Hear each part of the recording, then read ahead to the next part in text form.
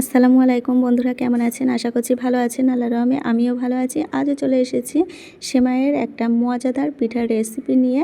আশা করছি আমার এই রেসিপিটি প্রথম থেকে শেষ পর্যন্ত দেখতে থাকবেন। লাইক, কমেন্ট, শেয়ার করতে ভুলবেন না। আর বন্ধুরা যারা এখনও পর্যন্ত আমার চ্যানেলটিকে ভিজিট করেননি, অবশ্যই সাবস্ক্রাইব করে আমার পাশে থেকে যাবেন। আর বন্ধুরা অবশ্যই আমার মতো করে এইভাবে একদিন সেমাইয়ের পিঠা বানিয়ে খেয়ে দেখবেন, অসাধারণ লাগে। আমি তো এর আগে জানতাম না যে সেমাইয়ের দিয়ে এত সুন্দর একটা পিঠা বানানো যায়। তো বন্ধুরা সরাসরি আমি রেসিপিতেই চলে আসলাম। তো এখানে আমি নিয়ে নিচ্ছি 500 গ্রাম সেমাই।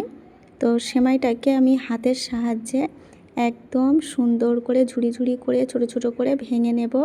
তো হাতের সাহায্যেই কিন্তু এই কাজটা করতে হবে। যত আর কি কুচিয়ে নিতে পারেন ততই কিন্তু পিঠাটা ভালো আসবে, পিঠার শেপটাও কিন্তু অনেক ভালো হবে। তো হাতের সাহায্যে সুন্দর করে বেশ কিছুক্ষণ ধরে এইভাবে আমি ভেঙে নেব, একদম গুঁড়ো গুঁড়ো করে নেব। যতটা আর কি করা যায় ততটা আর কি করে নিতে হবে। তো এখানে আমার একদম রেডি হয়ে গেছে, দেখেই বুঝতে পারছেন। তো এখন আমি সেমাইটাকে ভেজে নেব। তার জন্য এখানে দিয়ে নিয়েছি ঘি।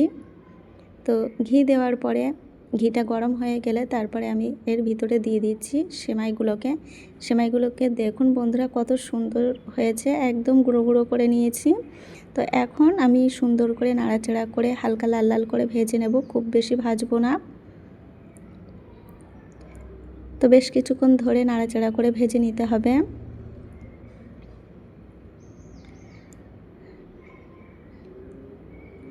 লক্ষ্য রাখবেন যেন পুড়ে না যায়। তো গ্যাসের ফ্লেমটা এই সময় একদম লোতে করে কিন্তু ভেজে নিতে হবে। আর এখানে দেখুন বন্ধুরা লাল লাল করে আমার ভাজাটা হয়ে গেছে। এখন আমি নামিয়ে সাইডে রেখে দেব ঠান্ডা হওয়া পর্যন্ত। তারপরে এখানে নিয়ে নিলাম আমি একটি ডিম। তো ডিমটা আমি একটু ফাটিয়ে নেব। এখানে আমার একটি ডিম হলেই যথেষ্ট। তো এখন আমি ডিমটাকে ফাটিয়ে দিচ্ছি। এখানে আমার ডিমটা ফাটানো হয়ে গেছে। এখন ডিমটাকে আমি সাইডে রেখে দিলাম। আর এখানে দেখুন বন্ধুরা সেমাইটা ঠান্ডা হয়ে গেছে, আমি হাত দিতে পারছি। তো এই অবস্থায় আমি সমস্ত উপকরণগুলোকে দিয়ে দেব। তো এখানে প্রথমে দিয়ে দিচ্ছি মিষ্টির জন্য চিনি।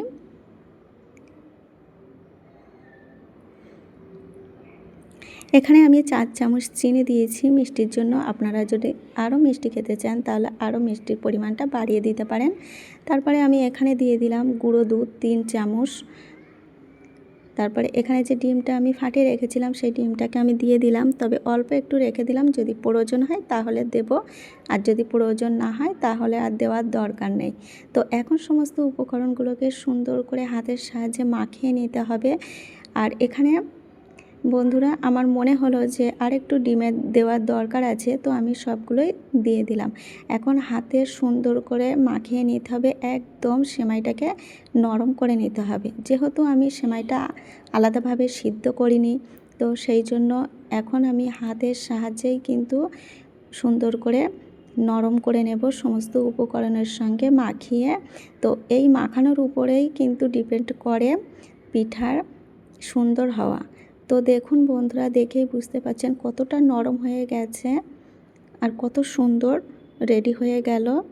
তো এখন ফুল রেডি হয়ে গেল আমার মাখানোটা। এখন আমি এখানে একটি ডালা নিয়েছি মাঝারি সাইজের। তো এখন আমি পিঠা শেপ করে নেব। তো ডালার ভিতরে যতটা আর কি দেওয়া যায় সেমাই মাখানোটা ততটা দিয়ে হাত দিয়ে চেপে চেপে একটা গোলের আকারে সুন্দর শেপ করে নেব। আপনারা কিন্তু এই প্রসেসে কিন্তু আর কি পিঠার শেপটা দিতে পারেন, তবে আপনাদের ইচ্ছা মতো আপনারা ছোট বড় সাইজের করে নিতে পারেন। তো এখন সিমাইটা দিয়ে আমি হাত দিয়ে সুন্দর করে চেপে চেপে দিয়েছি। আর দেখুন বন্ধুরা এখানে কত সুন্দর একটা পিঠা রেডি হয়ে গেল, মাঝারি সাইজের, দেখতেও বেশ ভালো লাগে। আর এইভাবে একটা ডালার আর কি নিলে কি হয়, সমস্ত পিঠাটা কিন্তু একই মাপের হয়, দেখতেও অনেকটা ভালো লাগে। তো এখন আমি আরেকটিও দেখে দিচ্ছি কিভাবে আমি বানাচ্ছি। এইভাবে হাত দিয়ে যতটা পারা যায় চেপে চেপে নিতে হবে। তারপরে হাতের উপরে দিয়ে একটু পিছনে একটু বাড়ি মারলেই কিন্তু পড়ে যাবে। দেখুন এখানে আমার দুটো রেডি হয়ে গেছে। তারপরে একই প্রসেসে আমি সবগুলো পিঠা রেডি করে নিলাম। সবটাই কিন্তু এখানে রেডি হয়ে গেছে। এখন আমি পিঠাগুলোকে ভেজে নেব। তার জন্য এখানে আমি একটি প্যানে আগে থেকেই তেল গরম করে রেখেছি। এখন একটা একটা করে আমি পিঠা দিয়ে নেব আর হালকা লাল লাল করে ভেজে নেব। খুব বেশি ভাজবো না। আর ভাজাটা কিন্তু খুব তাড়াতাড়ি হয়ে যাবে, সময়ও লাগবে না। দেখেছেন বন্ধুরা, খুব তাড়াতাড়ি অল্প সময়ের ভিতরে কিন্তু এই মজাদার পিঠা রেসিপিটি আপনারা বানাতে পারেন, তাও আবার কম উপকরণ দিয়ে, কিন্তু অনেক টেস্টি হয় বন্ধুরা। একবার বানিয়ে না খেলে বুঝতেই পারবেন না যে সেমাই দিয়ে এত সুন্দর একটা পিঠা বানানো যায়। তো আপনারা চাইলে এই পিঠাটা কিন্তু সংরক্ষণ করে রেখে দিতে পারেন, ফ্রিজে রাখারও দরকার নেই, বাইরে আর কি আপনারা রাখতে পারেন। তো দেখুন বন্ধুরা, এখানে উল্টে পাল্টে নিয়ে আমি লাল লাল করে ভেজে নিয়েছি। একটু চেপে চেপে দিচ্ছি যাতে করে ভিতরে কাঁচা ভাবটা না থাকে, তার জন্য। তো এখানে দুই পিঠ আমার সমান আর কি সমান করে আমি ভেজে নিয়েছি। একদম রেডি হয়ে গেছে আমার আজকের সেমাইয়ের রেসিপিটি, পিঠার রেসিপিটি। তো এখন আমি সমস্ত পিঠাগুলোকে তুলে নিচ্ছি। তো বন্ধুরা, আজকের রেসিপিটি যদি আপনাদের ভালো লেগে থাকে অবশ্যই কমেন্ট করে জানাবেন। একবার হলেও বাড়িতে ট্রাই করে খেয়ে দেখতে পারেন। আপনারা চায়ের আড্ডায় কিন্তু এই পিঠাটা বানিয়ে খেতে পারেন। বাড়িতে অতিথি আসলেও কিন্তু চায়ের সঙ্গে আপনারা পরিবেশন করতে পারেন। দেখুন বন্ধুরা, কত সুন্দর হয়েছে।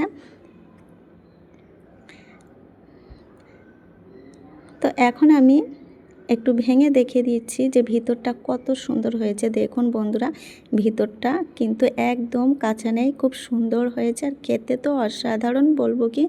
বন্ধুরা, আজকের রেসিপিটি কিন্তু আমার এই পর্যন্তই শেষ। আবার অন্য আরেকদিন নতুন একটা রেসিপির সঙ্গে দেখা হবে।